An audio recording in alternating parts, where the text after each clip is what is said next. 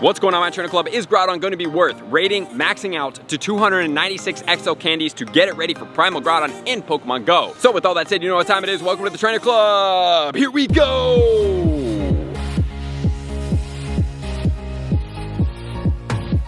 Welcome back, everybody. Let me know in the comments below, how are you doing on Groudon in Pokemon Go? Are you rating hard for it? Are you waiting for this video? Let me know what your experiences are because we have Groudon out. If you do need anything about Groudon, please check the playlist up here. It will help you with excellent throws. It will help you with preparing for counter guides to take down these Pokemon. And if you do need any more raid battles, in the pinned comments below, you can get into the Discord totally free or join the Patreon for a more premier raider experience. So with that said, let's get into Groudon right now. This Pokemon is gonna max out at 4,652.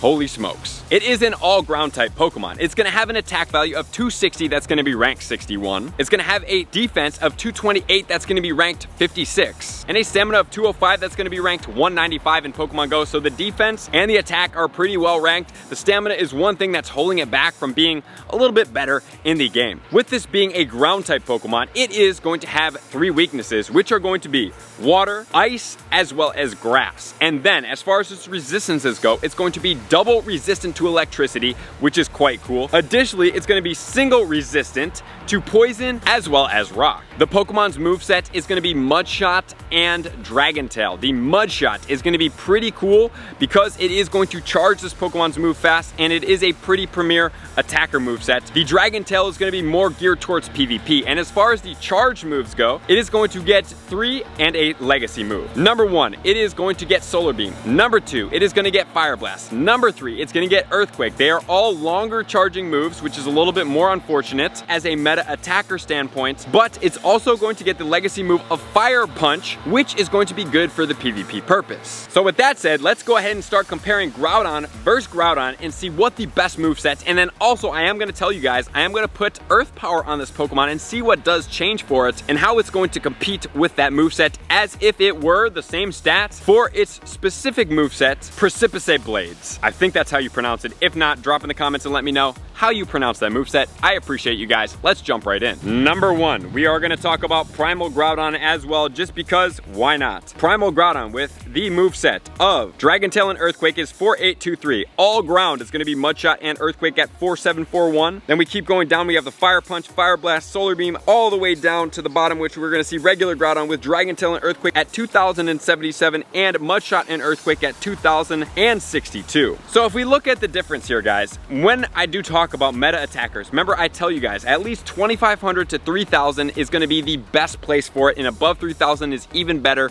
if it's going to be a non-shadow, non-mega form. So when we're seeing it around the low 2000s, could be one of two things. Either there's not really strong ground type attackers, or this is not a premier attacker as of right now without its new moveset, which I do believe it deserves, similar to as the Kyogre. If you want to see the best of the best of Kyogre, check that out up here. So now let's compare the DPS times TDO, which is damage per second, which we just talked about, times the total damage output to see how it's going to compete against other ground type Pokemon. So at the top we have the Mega Garchomp. Mud Shot and Earth Power at 7031. That's insane. Then we have Primal Groudon Mud Shot Earthquake at 4741. Mega Swampert Mud Shot Earthquake at 2858. And then we have Garchomp Mud Shot and Earth Power at 2262. Followed by the Landorus in the Therian form at Mud Shot Earthquake at 2141. And then we have Groudon Earthquake and the Mud Shot at 2062. Shadow Mamoswine Mud Slap and Bulldoze at 1963. Rhyperior Mud Slap and Earthquake at 1874. Landorus Incarnate form Mud Shot and Earth Power 1850. And the Excadrill with the Mud Slap and the Drill Run at 1663. And if you want to go to page number 2, you can pause here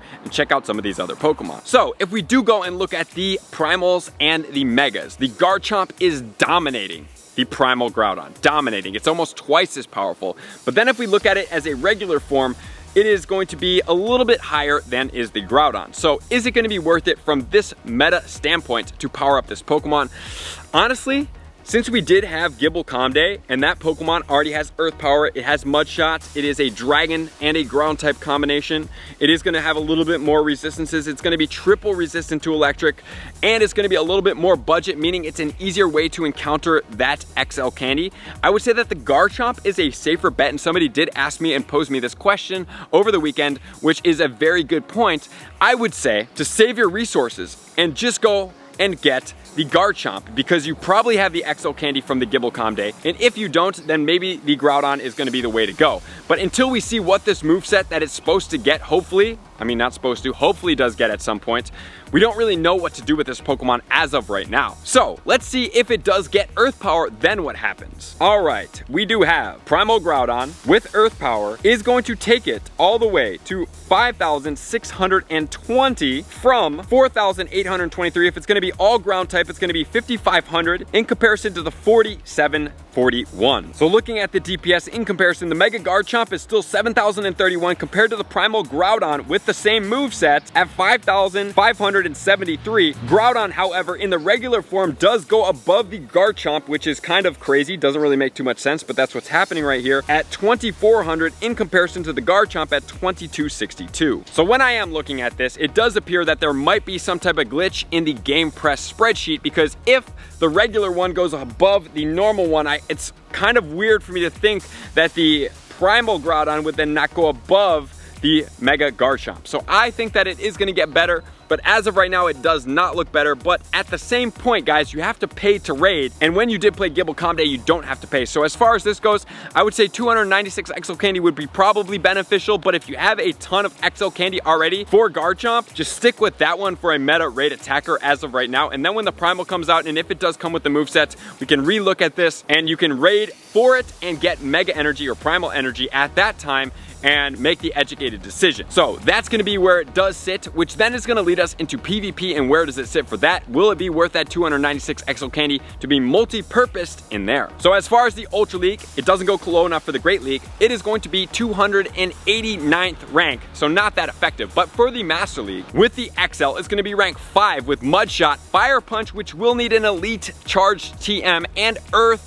Quake. So it is going to be ranked 5 if you get it all the way to level 50. So if you are looking to put it onto your Master League team, and then you can multi-purpose it as a ground type attacker, 296 Exo Candy would work. But do I think that you need a ton to have a complete team of these guys? No, you can definitely serve your purpose with Mega Garchomps with the Exo Candy that you did get from Gibblecom Day if you've been following me. And if you haven't, at some point, we are going to have December wrap-up Com Day again. Gibble this year will unfortunately probably be in raid, so it's going to be a little bit harder to get, but at the same time we could always get a Com Day Classic, and it could be spawning at a Go Fest as well. So that's where I'm going to sit. I'm going to say 296 Exo Candy, yes. If it does have a shadow form, you want to check it out up here, you can check it out. Guys, it's going to be a great time. It's a great Pokemon. It's a great shiny. I can't wait and hopefully see that this moveset does come for this Pokemon, and it makes it and gives it this place it does deserve in Pokemon Go. So thank you guys for tuning in as always. To all my likers, commenters, subscribers, Patreon members, everybody takes their support, subscription, and participation to next level. I'm gonna see you guys out on the next video. Peace.